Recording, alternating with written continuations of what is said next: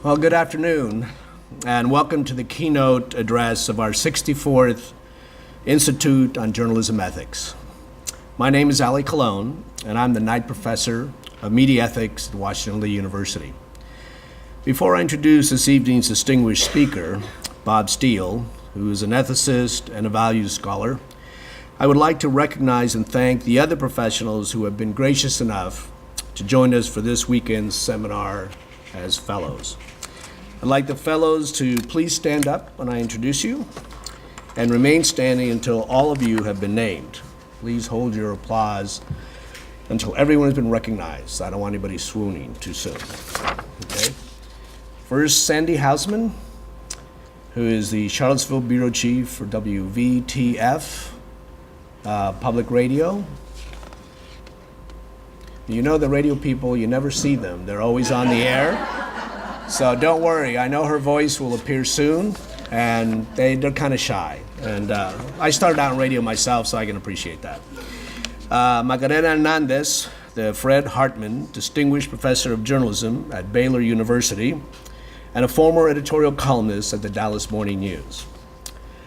Another person who's on her way here but got stuck in the traffic of I-66 and I-81, I'm not sure which, is Jenny Monet, who's a freelance journalist who's done work for the Center for Investigative Journalism and the PBS NewsHour.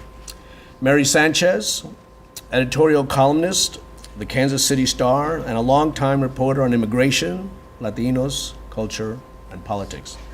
And Queenie Wong, a technology reporter at the San Jose Mercury News and a Washington Lee alumni. So she knows where she is. And she knows where you are, too. Okay. Thank you. I also want to acknowledge the John S. and James L. Knight Foundation, which is underwriting our Ethics Institute seminars and the lecture today. As you may have surmised from the title of today's lecture, Reflecting Before Reacting, Why Ethics Matters, it seems apropos. Since we live in a society where primordial responses, immediate, angry, and visceral, often seem to trump thoughtful and civil responses. But before Bob Steele shows us how bending backwards may help us look forward, I want to provide you with some reasons as to why I sought him as a keynote speaker at this time. In a time when clarity, consideration, and concentration often seem in short supply because of the deluge of information that drenches our minds and seems to take possession of our senses, Bob brings a laser-like focus on issues of ethics in journalism that yields illumination, even to what might seem the most minor of points. In preparing for an ethics seminar for professional journalists, as Bob was prone to do at the Poynter Institute, he read everything. Not just everything about the case studies, he read about the people, where they were from, what they worked at, what frame of reference they had, and more. This might seem picayune points. So why are they important?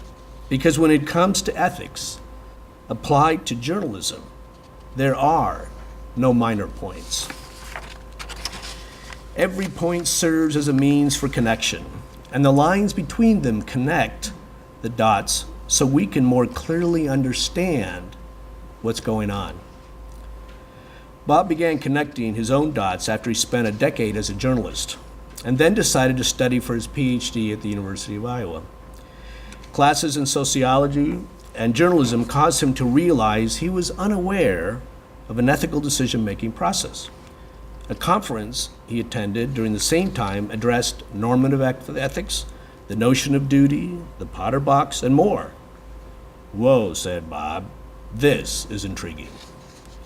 He began digging into deontology, duty, and consequentialist thinking, teleological thinking that was based on consequences. What's good, what's bad, was insufficient, he realized. So he borrowed the best techniques and created guiding principles for the journalists and 10 questions journalists could ask themselves as they pondered the ethics of their work. This offered a process, a more substantive check and balance. It focused on how and the why of decision making, not just the what. That is still essential. It became a way for journalists to be justifiable and accountable. Independence is essential. Journalism is unique. And it's important that they have a principle that keeps it independent. He saw the work he was doing as changing from within rather than from without. He saw himself as a reformist rather than a revolutionist. The rest, as they say, is history. Ethical journalism history, at least.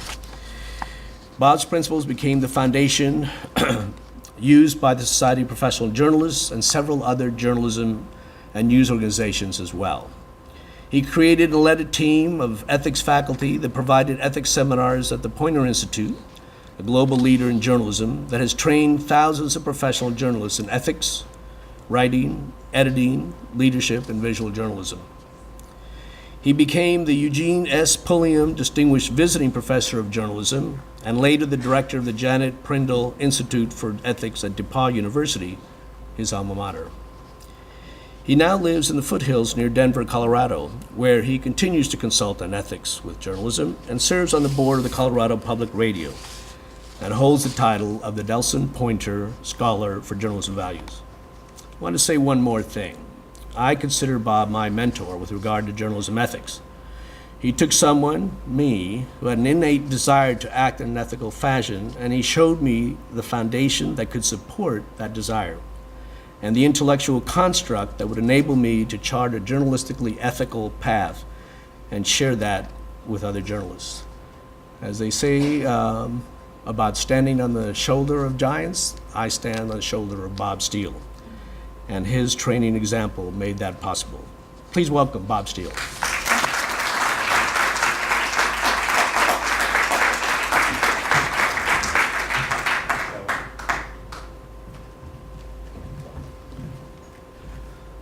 Hello, everyone.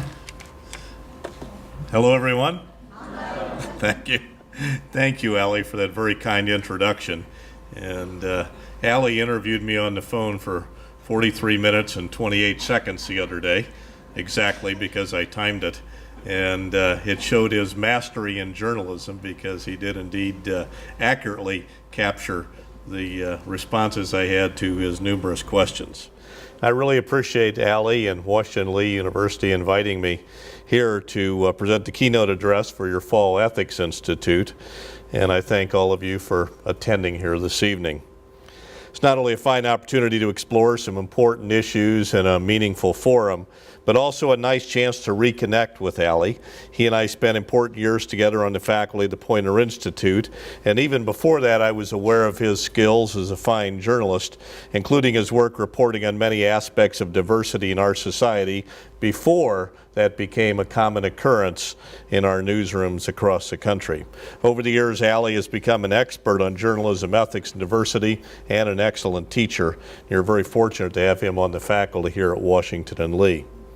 I did come to Washington Lee about 25 years ago at the invitation of Dr. Lou Hodges, one of the strong and early thinkers in the field of journalism ethics back in the days when it was a relatively new topic in newsrooms and in academia. And it was a pleasure to be part of that forum with Lou and others back then.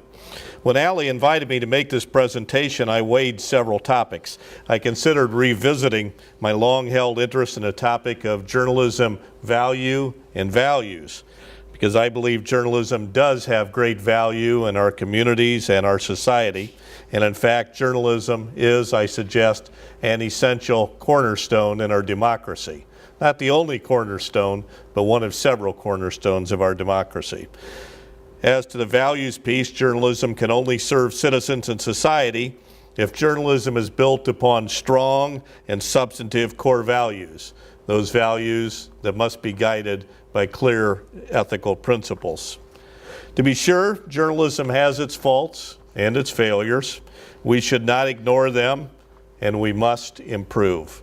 We must improve because journalism is so important.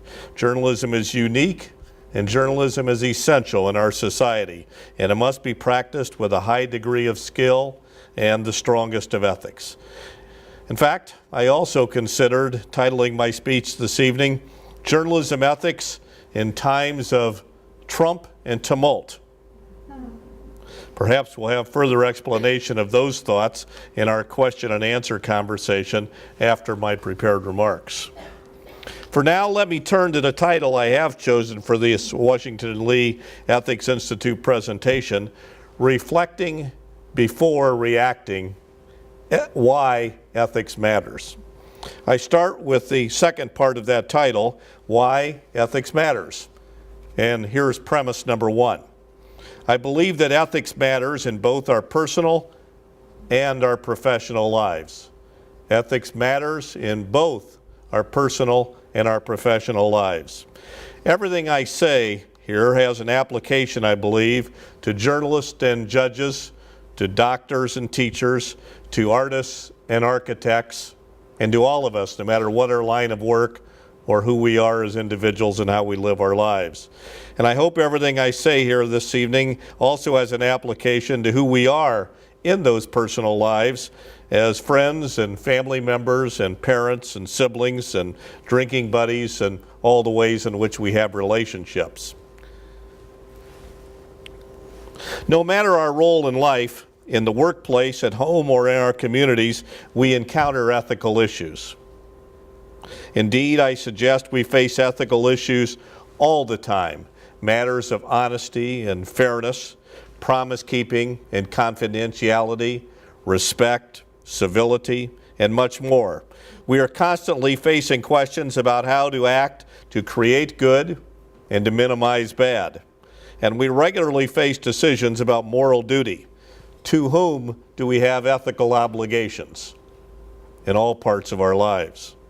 We frequently are sorting through challenges that involve competing loyalties and competing values. And to meaningfully and successfully deal with these ethical issues in our lives, we need a strong set of ethical principles for both that personal and the professional. And we need a clear and cogent process for how we make our ethical decisions. Yes, ethics matters. Ethics really matters. And we need principles and process to make good decisions. And I'll return to those two elements often here in my comments. Principles and process. And because I believe that the best ethical decisions are made with some reflection, I will trumpet that belief, the power of reflection. Now to the first part of my title, the reflecting before reacting, and my second premise. The best time to deal with an ethical issue, or any issue really, the best time to deal with an ethical issue is before that issue becomes a big problem. And it is wise to make time to do some reflection before you react, before you make a decision. Reflection is about careful thought, and that requires concentration. Author William Dereshowitz writes that, I find for myself that my first thought is never my best thought. It's only by concentrating, sticking to the question, being patient, letting all the parts of my mind come into play that I arrive at an original idea. By giving my brain a chance to make associations, draw connections, and take me by surprise. Dereshowitz goes on, and often even that idea doesn't turn out to be very good. I need time to think about it, too, to make mistakes and recognize them, to make false starts and correct them, to outlast my impulses, to defeat my desire to declare job done and move on to the next thing. The thoughts of William Dereshowitz, who goes on to suggest that concentrating and focusing do not have to mean solitude. But there is great value in finding moments of solitude to work through important decisions, to prepare ourselves for making good decisions. I'm impressed by the work of Brene Brown, a University of Houston professor, researcher, and prolific author who has frequently emphasized the importance of process in decision making. Dr. Brown works with everyone from social workers to corporate CEOs, and she draws on her research to address how individuals make decisions, especially in times of conflict and considerable stress. Dr. Brown is quoted in the book, Lead Yourself First, Inspiring Leadership Through Solitude, written by Raymond Kethledge and Michael Irwin. Here's what Brene Brown says. The biggest mistake I've made in my career to date is believing that solitude is a luxury. She goes on, I could chart the ups and downs of my quality of life personally and professionally and the amount of time I spend in solitude. It's a discipline that can make or break my work.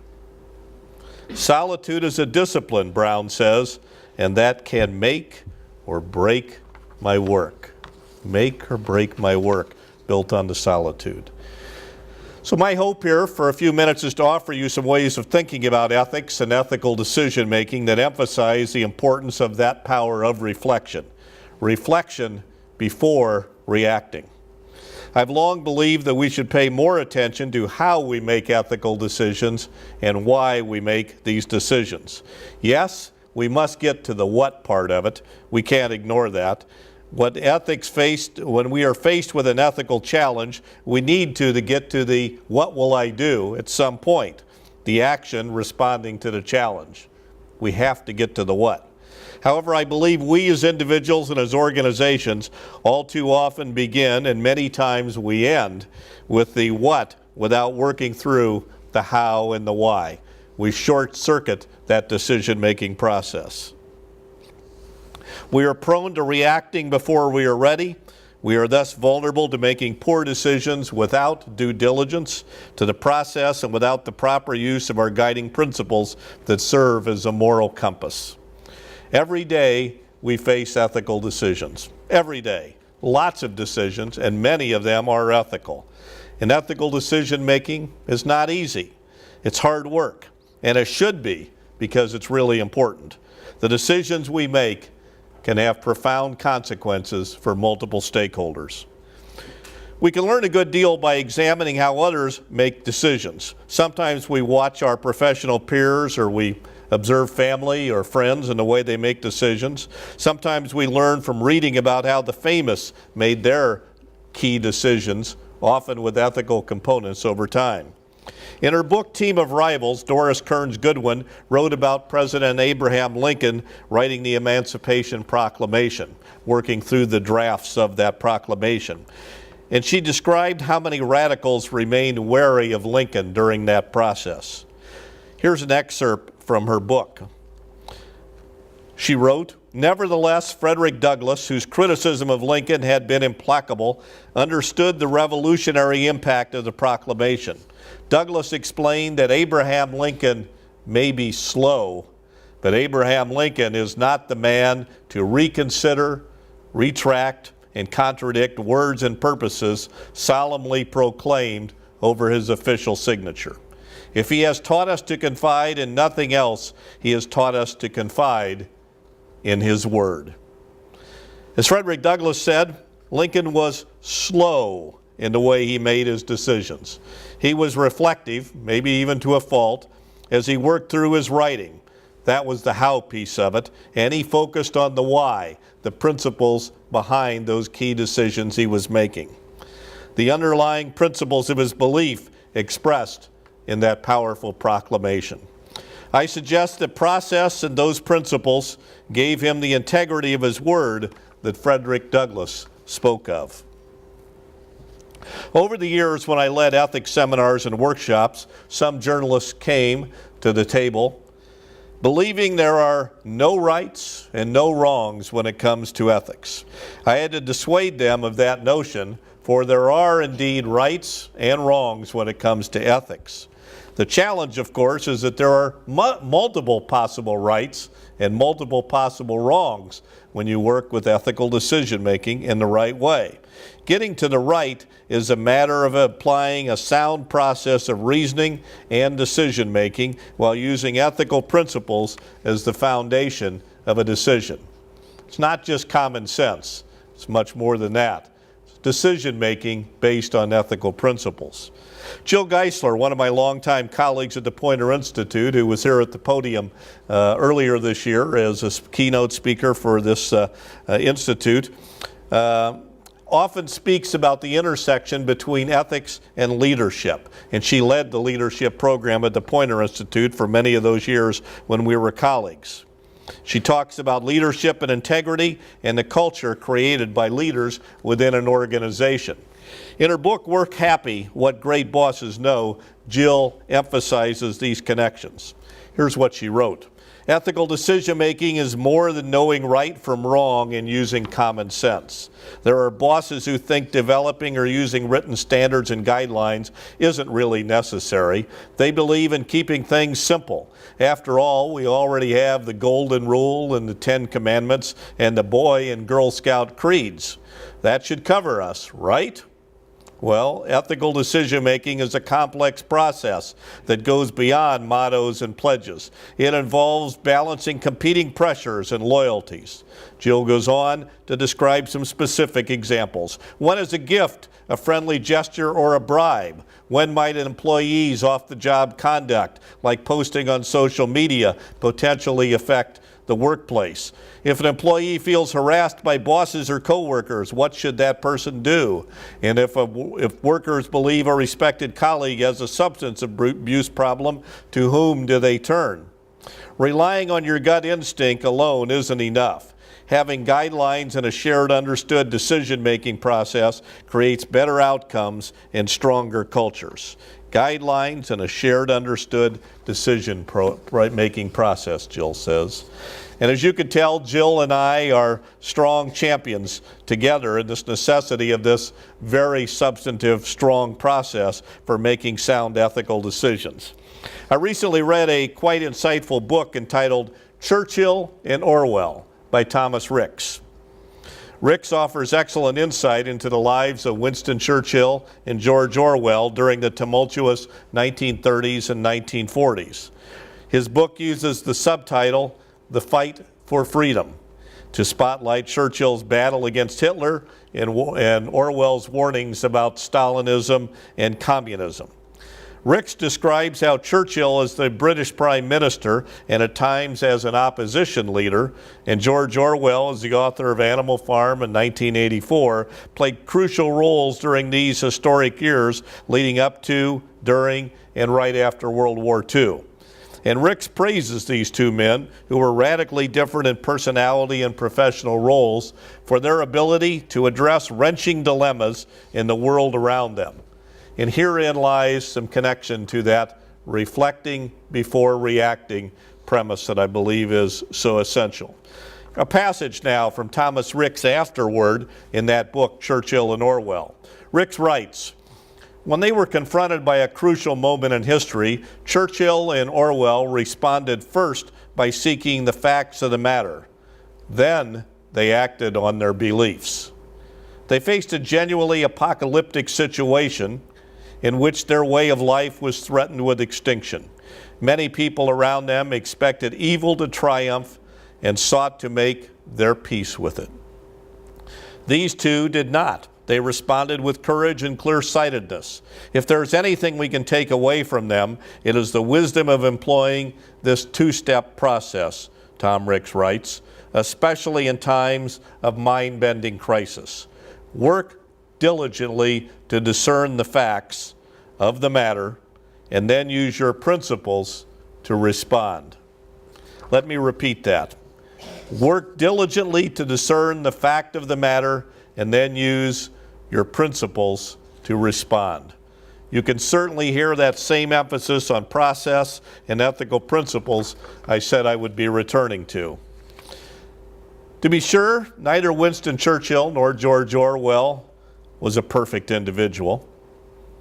Ricks describes their flaws of character and even bad behavior in his book, and he acknowledges that both often were wrong in their judgments, as he puts it. Yet Ricks writes both men demonstrated the capacity to be quite reflective in their decision-making process.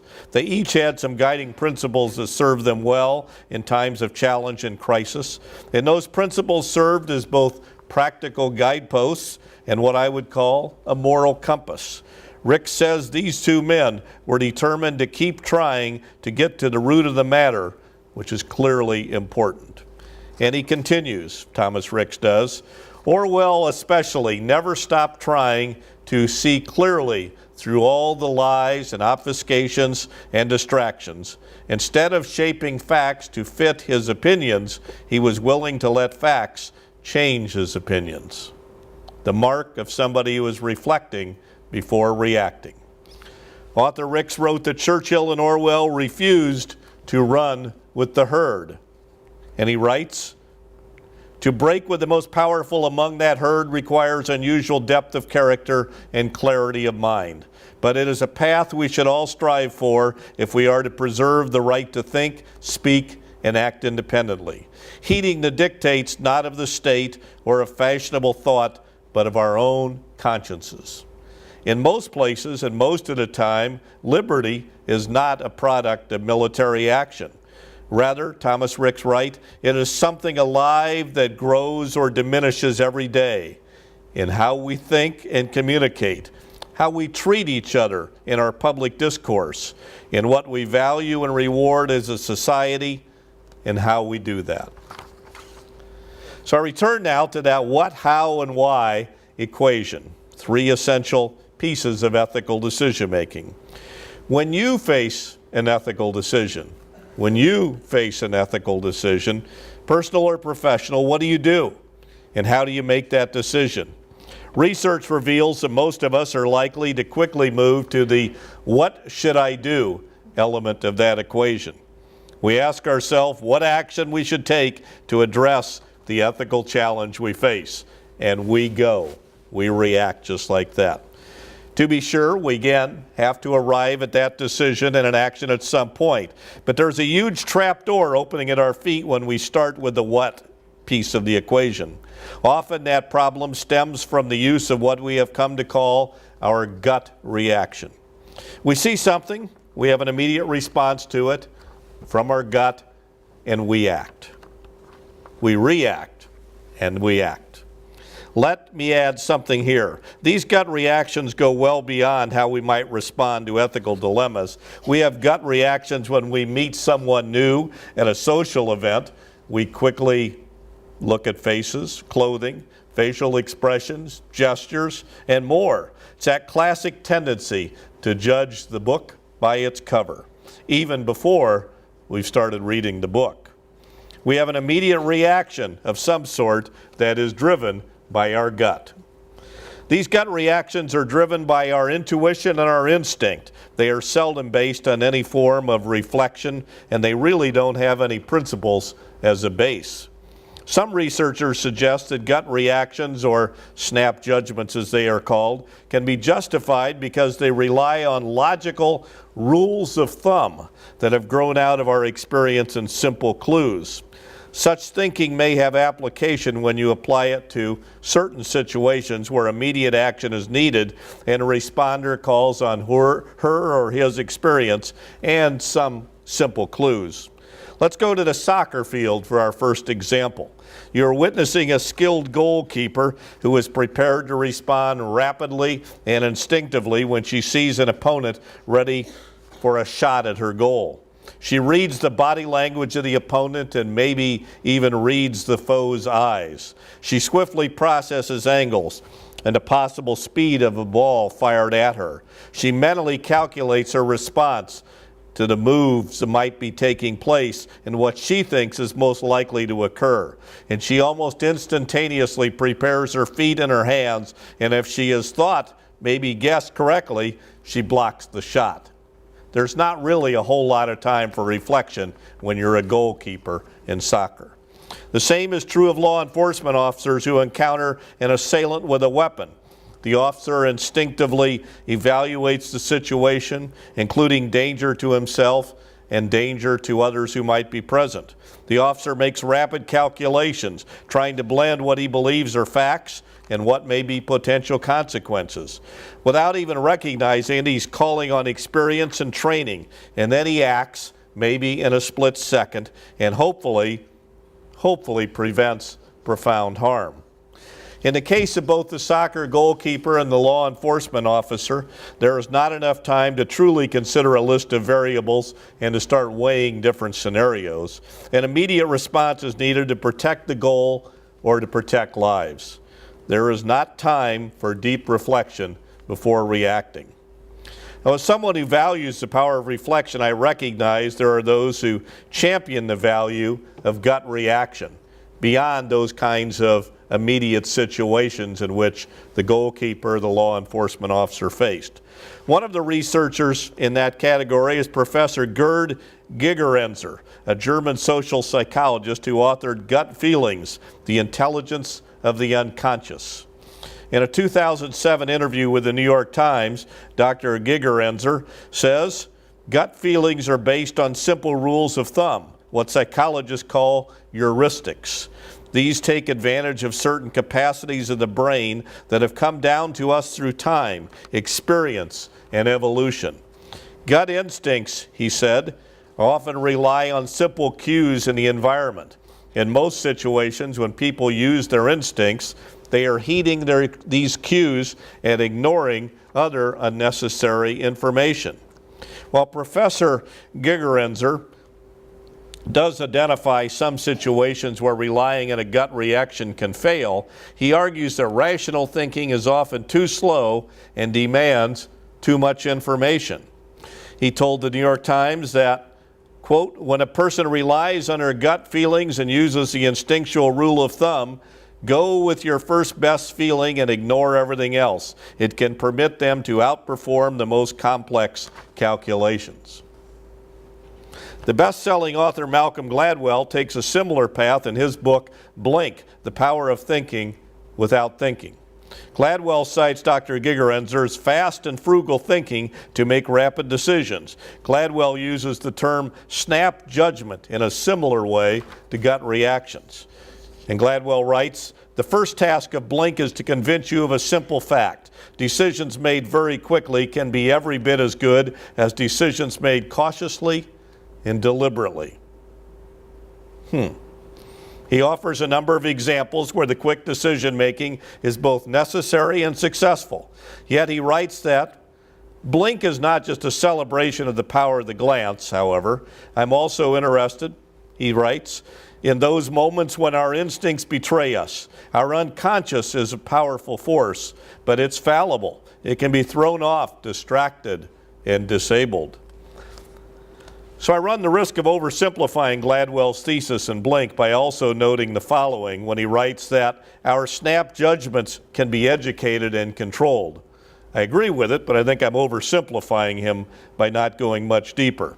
And that is the key, in my opinion. How do we educate ourselves to be more skilled and more thoughtful, to find a way and the time to bring some element of reflection so our gut reactions and our snap judgments can be controlled? Gladwell advocates an approach that he calls thin slicing, the ability of our unconscious to find patterns in situations and behavior based on very narrow slices of information. As Gladwell writes in Blink, our first impressions are generated by our experiences in our environment, which means that we can change our first impressions. We can alter the way we thin slice by changing the experiences that comprise those impressions. And he goes on, how good people's decisions are under the fast-moving, high-stress conditions of rapid cognition is a function of training and rules and rehearsal. Training and rules and rehearsal. And therein is the connection to those two scenarios I described earlier to you. The soccer goalkeeper who is reading the opponent's body language, eye movements, and shooting angles, and a law enforcement officer who's reading the movements and the facial expressions of a person with a gun, and at the same time rapidly taking in what else is going on in the situation, including other people's vulnerability.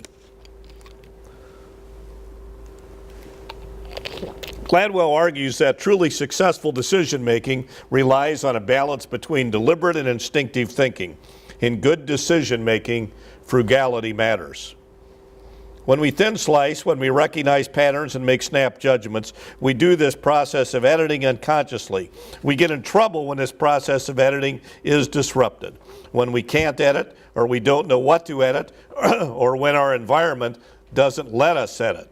Gladwell writes, when we talk about analytic versus intuitive decision making, neither is good or bad. What is bad is if you use either of them in an inappropriate circumstance. I recognize that Gladwell and others who support the blink theory of decision-making offer some legitimate research. His emphasis on the thin slicing approach, when we must make a rapid decision, indeed carries weight. However, my acceptance of the necessity of rapid decision-making credibility has this caveat.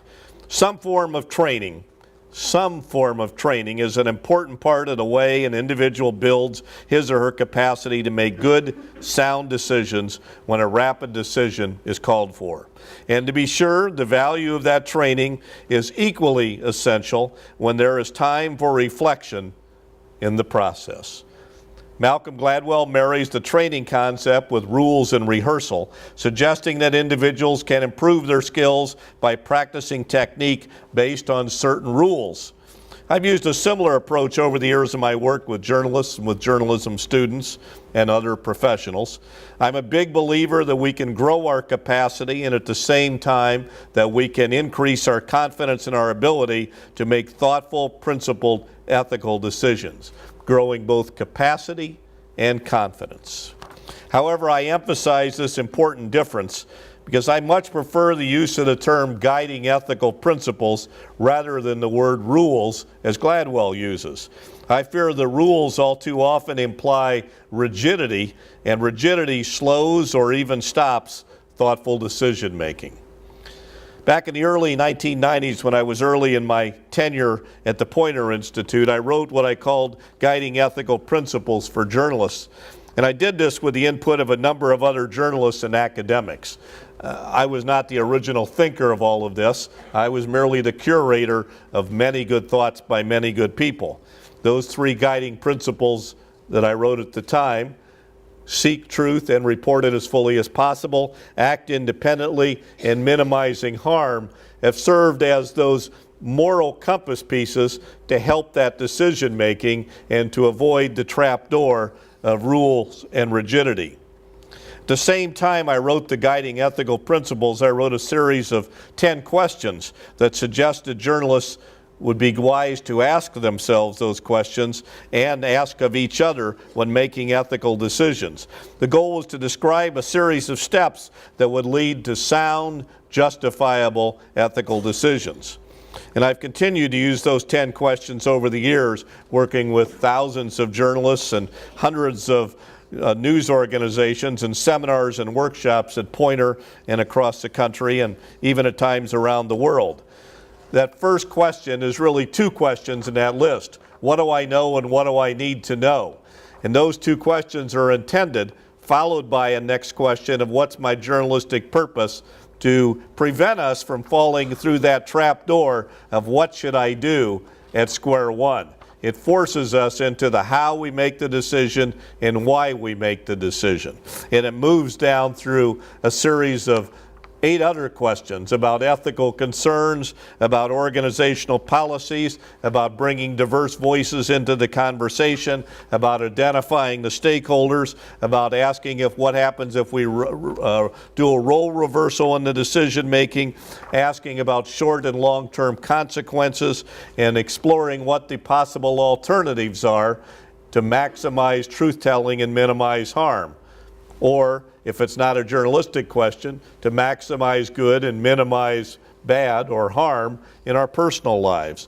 And a 10th question of can I clearly and fully justify my thinking and my decision to colleagues and to stakeholders and to the public.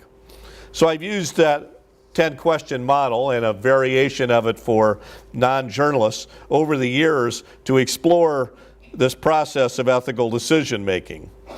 Many a journalist has told me there's no way they can spend the time to go through these 10 questions when facing ethical decisions on deadline. And I buy that concern. But that's where training and rehearsal come into play and connects us back to thin slicing and that process of becoming better at it. Ethical decision making is a skill, much like writing is a skill, and interviewing is a skill, and research is a skill, and producing stories is a skill. All those skills are learned and practiced so they become sharp tools when we need to put them to use.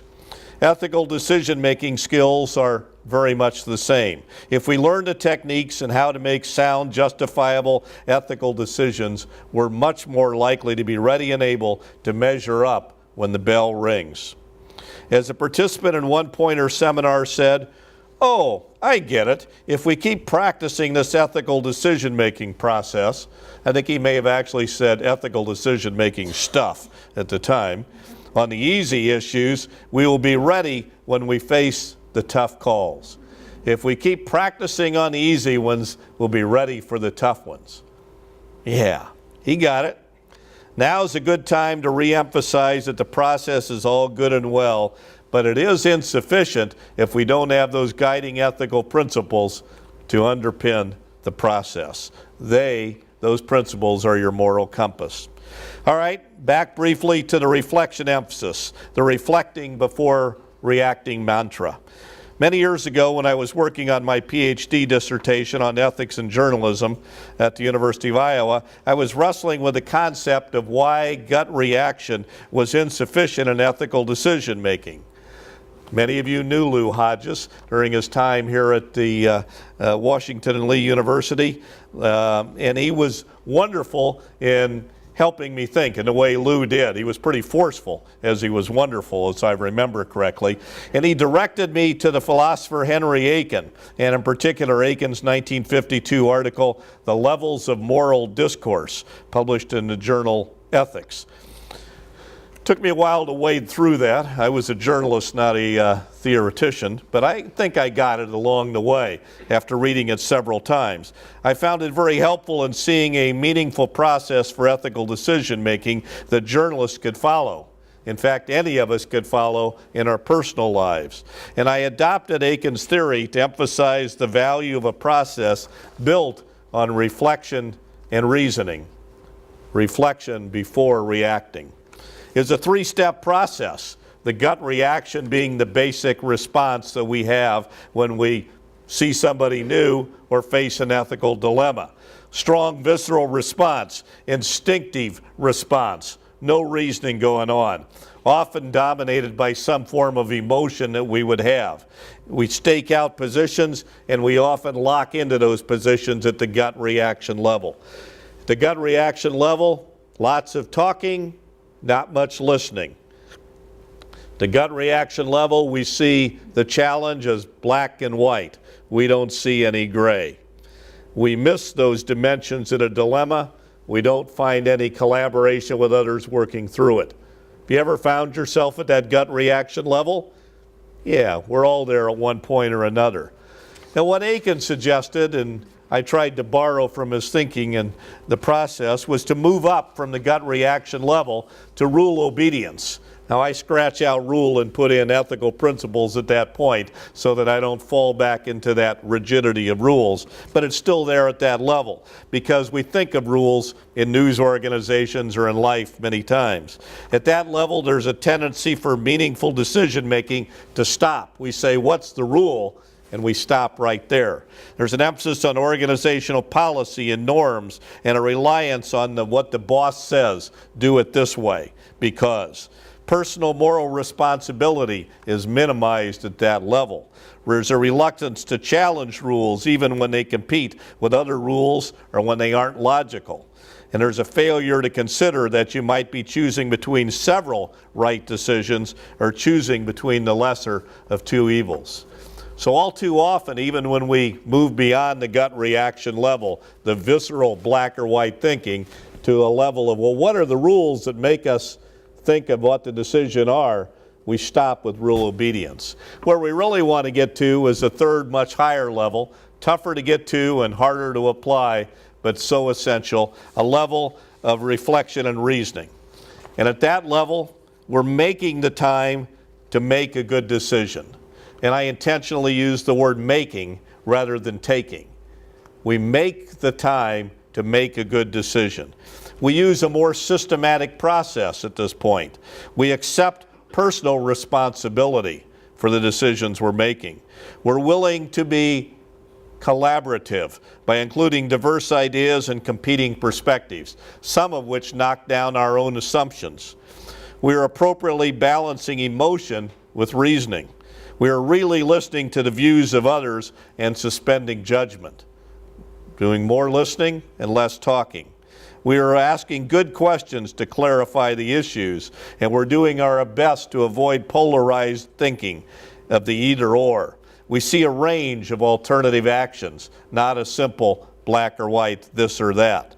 We're considering the consequences of various actions, and as we work it all through and make a decision, we're justifying why we do something. That's hard stuff. It's hard stuff. And I admit that we can't do it on every dilemma we face in our professional or personal lives. But I truly believe that if we work at it, if we practice the process, we rehearse it, if you will, we become better at it, and we become more reflective, and we can become really good at reasoning along the way. So I've used this over the years. Imperfectly, to be sure, but I found it very valuable in my own decision making, and quite valuable when journalists call me and say, help me think through this particular issue.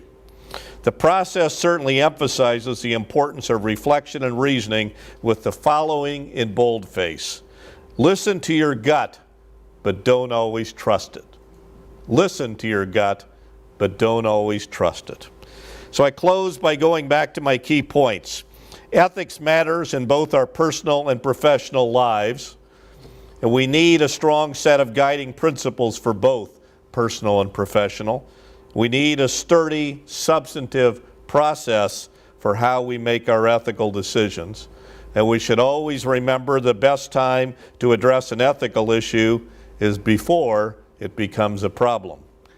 And I believe we should pay more attention to how we make ethical decisions and why we make those decisions.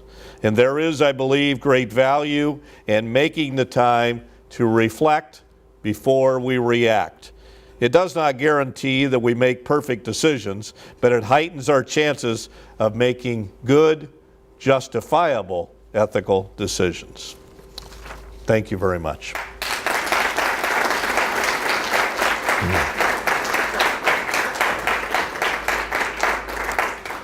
So we have time for a few questions, Allie, on the reflection before reacting, or if you want to go to the journalism ethics in the times of tumult and Trump, because they're all connected together in so many ways. I'm not going to suggest that the president's not good at reflecting before reacting, but you might. So thoughts or questions you might have? Allie has door prizes that will be offered for the most profound of questions that are posed here this evening. Please. So in this process, what I was thinking of is in the real world of work and workplaces, you're making decisions collectively in teamwork. And it's almost as if whether you give it time or you're working with your gut, it doesn't seem that in the real world of work that it is like that. That it's almost closer to American pragmatism, that you're working together at coming up with sort of a collective decision. Right. Does that fit with either of those models of gut or reflection? So the question posed, I've been asked to repeat it, is in the real world of work, we're often making collective decisions, not necessarily individual decisions. And how does that fit with this emphasis on reflecting before reacting? Is that a fair summation? So I think increasingly this has happened in our workplaces because there is great value in collaboration. We see it in kindergarten through 8th grade in the type of work that's done in the classroom. We see it in workplaces. We see in the way in which the physical arrangement of the workplace has changed to encourage that collaboration, and there's a great deal of value in it. The downside is when we don't allow for independent, autonomous thinking, that we don't encourage contrarians, and we don't bring that level of reflection of individuals into the collaborative organizational environment. In leadership now, there's a new emphasis on leaders finding solitude, the time away from the newsroom or the time away from any workplace the leader is in, to be able to be clear in his principles, to make sure that when the leader is then guiding that collaborative thinking, that there's more to it than just reacting and responding quick. And I think that's very important, and I buy into that. And I encourage not only leaders, but all of us as followers and team members, and we're all leaders in some way, to find that solitude. It may only be 10 minutes at the beginning of a day and another 10 at the end of a day, to have some time to think through what's really important and what are our guiding principles. William Dereshevich in his writing argues strongly about reading being essential, or reading fiction and nonfiction, to see the stories of others, whether it's Abraham Lincoln or Martin Luther King, or whether it's characters in fiction, to see the examples of this. And so I'm a big believer that we can do that, and we can train ourselves to have those levels of independence and reflective thinking, and we can train ourselves to be able to do it quickly when we have to do it in an environment like a newsroom where rapid decision making is exponential. Do we always have that time? The goalkeeper doesn't have it all the time. Law enforcement officer doesn't have it. The producer is putting together a multimedia story and deadline, doesn't have a lot of time, but I think we can do it to a degree that is better than not doing it, is my response. Other thoughts, questions? Please. Yeah, I would just say in the precarious age of journalism and the funding difficulties that most journalism organizations find themselves in, I wonder if ethical decision-making might be a luxury, especially when we're talking about, for example, sponsors or donors. Yeah. Is ethical decision-making and reflective ethical decision-making a luxury in these perilous, was that the word? Precarious times of journalism, with all the pressures and, the thought these days is, I want you to produce more stories more quickly in more formats and to disseminate it in more ways, right? And that is a reality. But it's also a reality that those pressures exist in the trauma centers of our hospitals, and it's a reality that those pressures exist in lots of other professional settings. And we as journalists would not ignore failures that are caused by an inability to make good decisions, even with technological advances and business pressures. So from an ethical and moral standpoint, I don't think we have any defense. And I think the key is to be able to build in those skills of ethical decision making, so that we can do it more quickly and more rapidly and more soundly, even in the face of those pressures. The pressures are only going to get more challenging, but the stakes are even higher. That's my sense of it. Other thoughts, questions? Don't forget those door prizes. Yeah. And Professor Cologne remembers students who ask really good questions. Puts a little mark in the back of the book. Really good question, he says, that she asked in a case like that. Well, I'm going to ask you. Okay, we'll put a mark after your name, Allie, for a really good question. Okay, please. Since you've already mentioned that timeliness is really important for journalists, because they have those deadlines and those kind of things. So if they don't really have that much time to reflect before they act. So when they are reflecting, is there any moral principles comes first before others? Is there some principles such as truthfulness that comes first before others? Is there a balance between? Yeah, it's an excellent question, and The answer is yes. I think that our ethical principles are created in a hierarchy. I learned a lot by talking with Ed Lambeth, veteran journalist and longtime University of Missouri professor who wrote one of the best books of all on journalism ethics called Committed Journalism. And in there he talks about this hierarchy of principles in there. He uses a little bit different language than I've come to use over time, but the primary principle of journalism is seek the truth and report it as fully as possible. That's a unique and essential obligation in our society. Seek the truth, report it as fully as possible. Now that recognizes the truth is elusive, and seldom do we get to all the pieces of the puzzle by the time we have to report timeliness, right? Because there is an obligation on important stories to get what we know out by a certain point, making sure it's accurate and fair.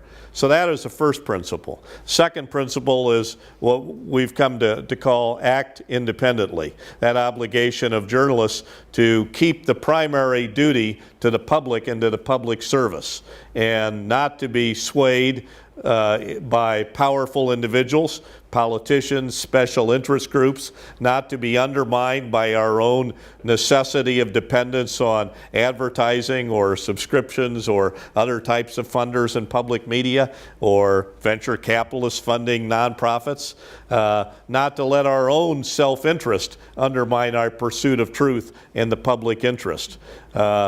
Independence. And the third principle I call minimize harm. I do not say do no harm, because I think there's often a necessity in journalism to be intrusive and invasive in the process of getting to the truth and telling the truth. When we tell about the horrors of war, or we tell about the pain and agony of crime in our cities, or when we reveal new statistics about the scourge of disease in our society, or the afflictions of any opiates or anything else, opioid epidemics, we create something that is going to be painful for many people to read, and often those stories are very personal.